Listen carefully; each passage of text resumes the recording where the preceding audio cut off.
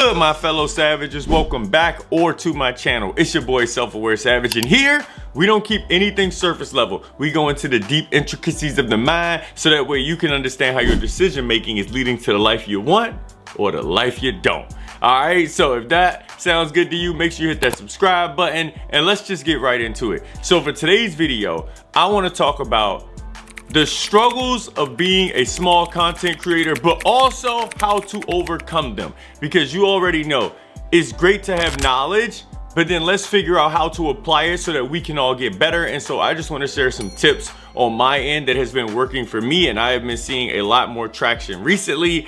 And yeah, let's just get right into it. So one of the first things that I know is a big struggle for us smaller content creators is the battle for visibility. And I would divide that into two subcategories. First would just be the algorithm. At the end of the day, we're just starting. So when we put out content, it isn't pushed to a huge audience right away like bigger creators, and then we just got that traction going, and then it shoots right up the algorithm, and then we're good to go.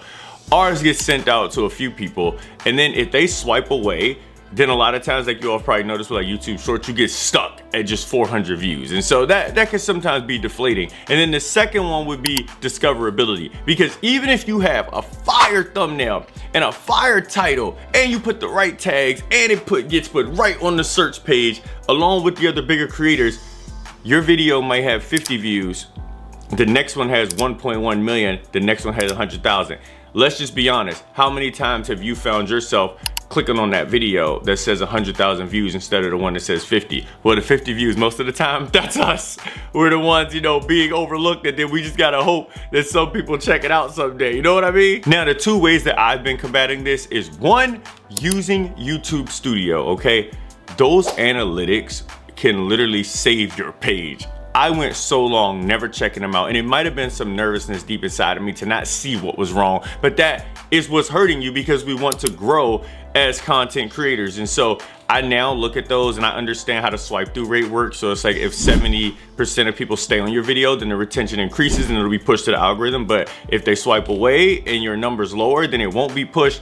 And let me tell you, I had shorts that had 70% swipe away rate. And so that tells me you don't have a strong enough hook. You aren't keeping any retention, and so now you need to reformulate your content to just make it stronger. So that's one of the first things you definitely should do, is use YouTube Studio. And the second thing is I now click on smaller creator channels when I'm looking up certain content. I don't even look at views anymore. If the thumbnail and the title grab my attention, I click on that video and watch it for the content that I want to consume. So if you aren't doing those two things right now, then I would start today to help out with that battle for visibility for your page. The second category I feel a lot of us smaller creators struggle with is balancing quality versus quantity, okay? Because you're told, all right, you all need to put out 7 videos a week, be consistent, but the quality of the videos also has to be on point to retain everybody. And so now you're like walking this tightrope, you feel me? Trying to balance all this out, which usually leads to burnout, because a lot of us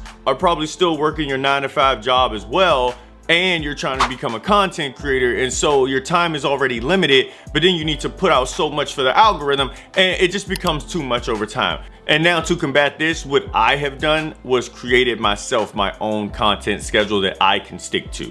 What it is right now is 4 videos a week, 2 long form, 2 shorts.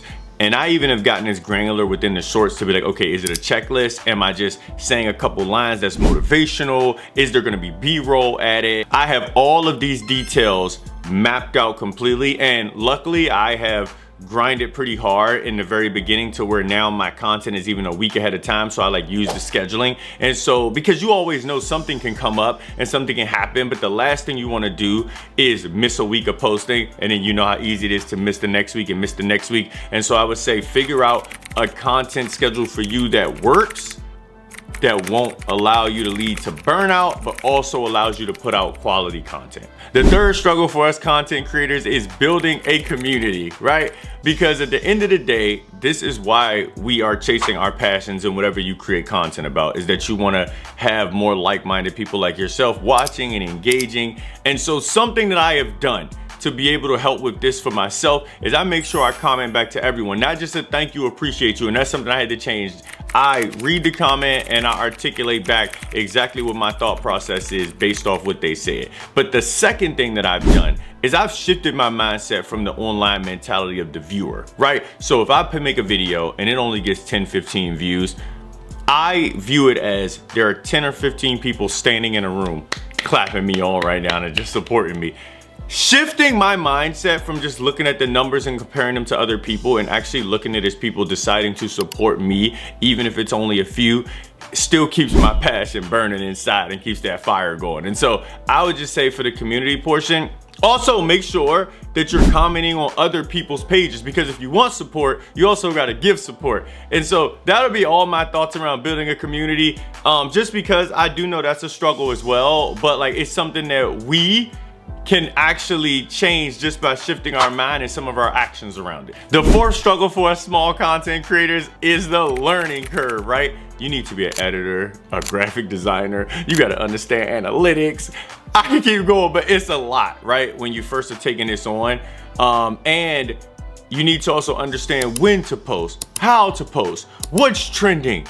And so something that I would just tell everybody to do is just figure out some tools that actually work for you. The 4 tools I love to use right now is ChatGPT, just because that helps me to think a lot quicker and a lot more efficient. Canva to be able to create my thumbnails. Opus AI for short form clips, because the AI generated there just does it for you. And then CapCut for any long form or just being able to add captions and things like that to some of my shorts. So I would say figure out your toolkit and then stick with that for now. And then monthly, I would revisit the toolkit to see, should you change anything up? Has anything new came out that can help you become more efficient? But just get yourself some groundwork in place first. Fifth and last thing that's definitely a struggle for us content creators is the emotional roller coaster. Self-doubt seeps in all the time when you are creating content but it's getting no traction and it's getting no growth. You start wondering, like, is your passion actually impacting anyone? And I could just tell you all, for me, I know in the very, very beginning, I did feel that way. But one thing I did to combat that was I talk self-awareness in my life every single day to people, and I have deep conversations with individuals all the time. And with that like helps drive it, because now in real life, everyone is just like, dude, you should be a life coach. You can help so many people, like your thought process, the way you think around corners, the way you're just unbiased, you know, with your decision making. And so what I would definitely tell everybody is, yes, use social media as a way to get out your passion, but also make sure you're talking about it just as much in real life, okay? And the second thing about the emotional roller coaster is celebrating your wins, right? One thing I definitely made a big mistake on in the beginning is making all my goals too big. Oh, I can't wait till I get to 10,000 subscribers. I wasn't even at 10, right? And so what I had to learn to do was create smaller milestones to be like, all right, I made it to 50, I made it to 100, I made it to 150, and just be excited about that, but actually be genuinely excited, because that helps you to continually grow and continually have that passion. But if you make these unbelievable goals, it could become deflating really fast. So overall, I hope y'all enjoyed this video, and I definitely didn't want to just keep no doom in it of just talking about all the struggles. I definitely wanted to give you some solutions I have, because that's the only way we are going to get better. Feel free, share your thoughts in the comments. Do you got any other things you struggle with and how you overcame those? I would love to hear them. Make sure you hit that like button, make sure that subscribe button. By the way, I'm never stopping. I've told myself this is my time now, and I'm going all the way to the top with my YouTube journey. And so I hope everybody else stays strong, and I will see y'all at the top.